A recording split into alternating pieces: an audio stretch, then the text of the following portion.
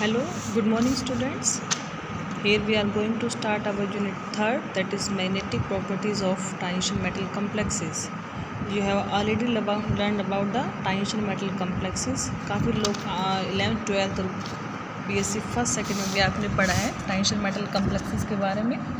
So I think there is no need to explain tangential metal complexes.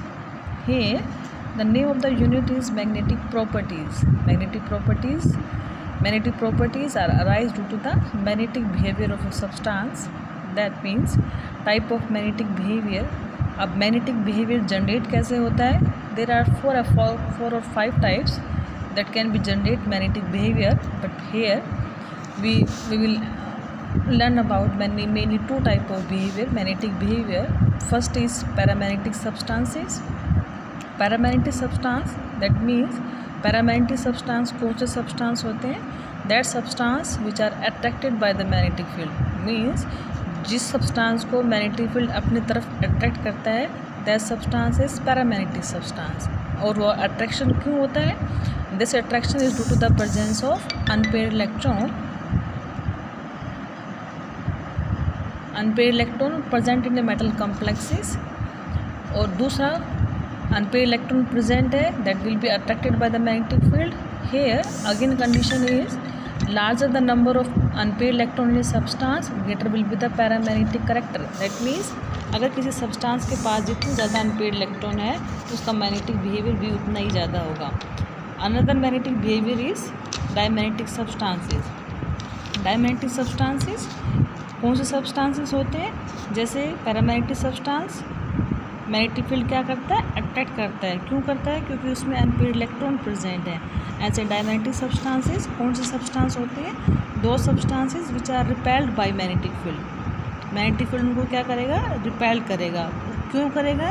Because this have paired electron. Paired electron जैसे आप सबको पता है electrons एक दूसरे को, for example we have orbitals. That means for example take the example of p sub shell. सबको पता है, आपने सबको पता है P cell has 3 sub shell, that is px, py and pz. The maximum capacity of p sub cell is of 6 electron. That means according to the Hund's rule, each electron is filled first. तीनों में एक electron आ गया. इसकी maximum capacity किसके according? 6 electron की capacity. That means electron 4 यहाँ गया, 5 यहाँ गया, 6 यहाँ गया. अब इसकी इलेक्ट्रॉन की कैपेसिटी कितनी है? 6 इलेक्ट्रॉन की. तो जब तक इसके पास 6 इलेक्ट्रॉन कंप्लीट नहीं हो जाएंगे, ये सेल क्या करेगी? किसी दूसरी सब्सटेंस से इलेक्ट्रॉन अट्रैक्ट करने की कोशिश करती है. दैट मीन्स दूसरी सब्सटेंस को क्या करेगी? अट्रैक्ट करेगी ताकि अपनी मैक्सिमम कैपेसिटी गेन करे. और आपको पता है fully filled and half filled orbitals are extra stable. Fully filled and half filled extra stable है. and to gain the extra stability they will attract their maximum capacity. In the same way diamagnetic substance magnetic field को repel क्यों करता है? because the substances which have the paired electron, means उनके पास electrons already pair है. अब उनके पास अलग electron और you can say extra electron gain करने के लिए उनके पास जगह ही नहीं है, तो उस फील्ड को क्या करता है? रिपेल करता है. अब next is reason of paramagnetic moments क्या होते हैं?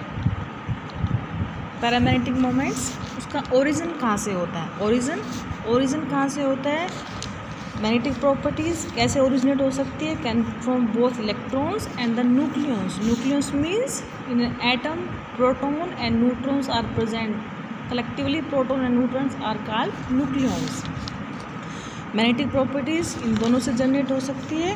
दैट मीन्स इलेक्ट्रॉन से भी जनरेट हो सकती है और न्यूक्लियस प्रोटॉन इलेक्ट्रॉन प्रेजेंट है neutron and collectively they are called nucleons.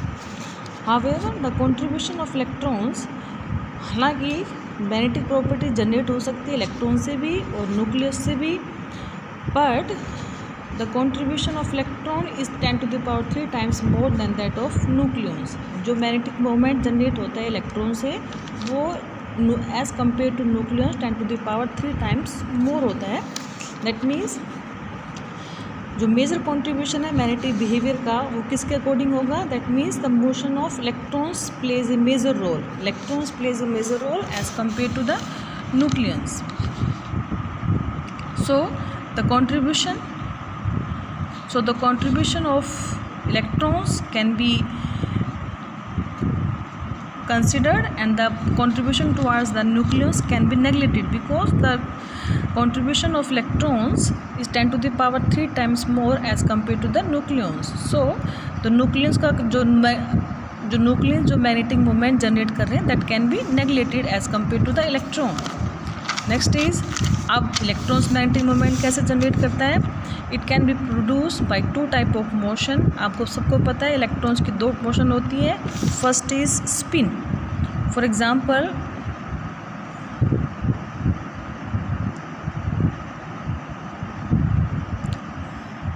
This is the spin motion of electrons. Electrons अपनी स्पिन पे क्या करता है? रोटेट करता है. जब इलेक्ट्रॉन्स अपनी स्पिन पे रोटेट कर रहा है और उससे जो मैग्नेटिक मोमेंट जनरेट हुआ which is called spin magnetic moment. This moment is known as spin magnetic moment. Likewise, another way of motion of electron is around the orbit, or you can say around a circular path, orbital path. Electrons अपने ही orbit पे circular path में move कर रहा है और this contribution is known as orbital magnetic moment. So we can say electrons is revolving by two ways. First is around its own spin and another by is circular path which is known as orbital magnetic moment. So the total contribution of magnetic moment is due to the spin magnetic moment as well as plus orbital magnetic moment.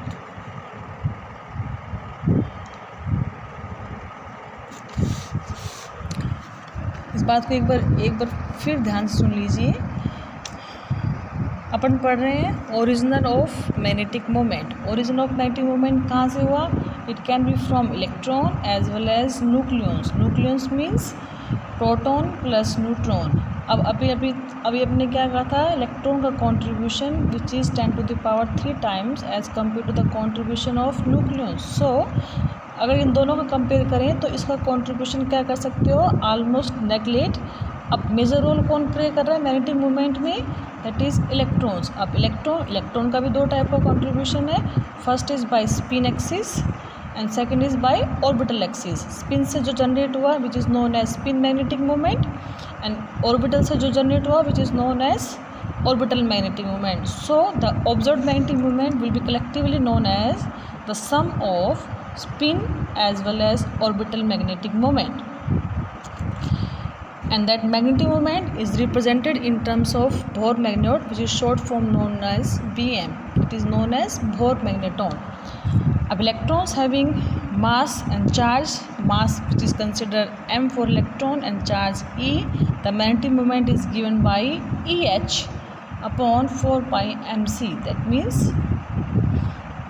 E for charge, H for which is known as Planck's constant, pi, you know the value of pi 3.14, mass of electron, and c is the velocity of light. So here the motion having the mass, electrons having the mass E and the charge having the mass m and the charge E, is magnetic moment is shown by Eh upon 4 pi mc. So this is our first part of the magnetic moment, introduction part of magnetic moment complexes. Next part will be discussed tomorrow. Thank you so much.